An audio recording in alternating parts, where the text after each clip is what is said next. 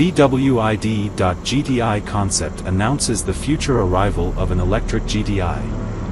The EV GTI is expected to go on sale in Europe in 2026, although it is as yet unconfirmed for the US market.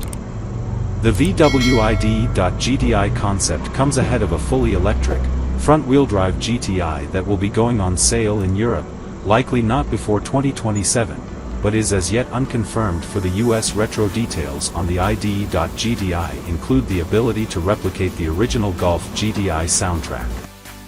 The I in GTI now stands for intelligence rather than injection, says VW. We have already seen GTX branding used on the sportier versions of the ID.4 and ID.5 EVs, but now Volkswagen is set to take the next step with the creation of a fully electric car that will wear the GTI name.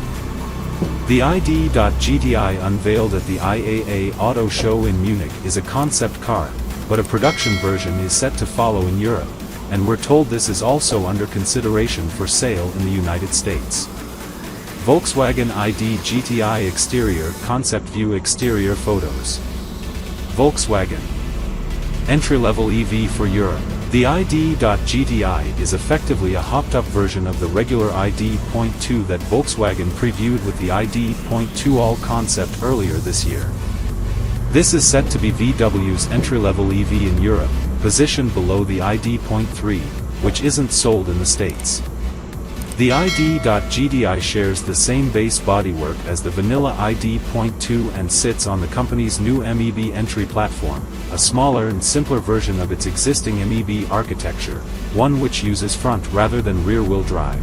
VW says its simulated sound system can replicate historic GTIs including the original 1976 Mk1 and the 1986 Mk2 16-valve version.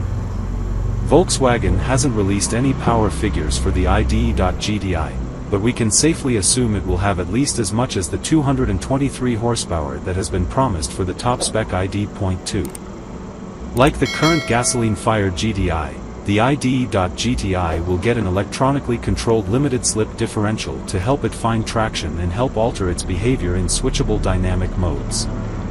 It also has a simulated sound system, which the company says can replicate historic GTIs, including the original 1976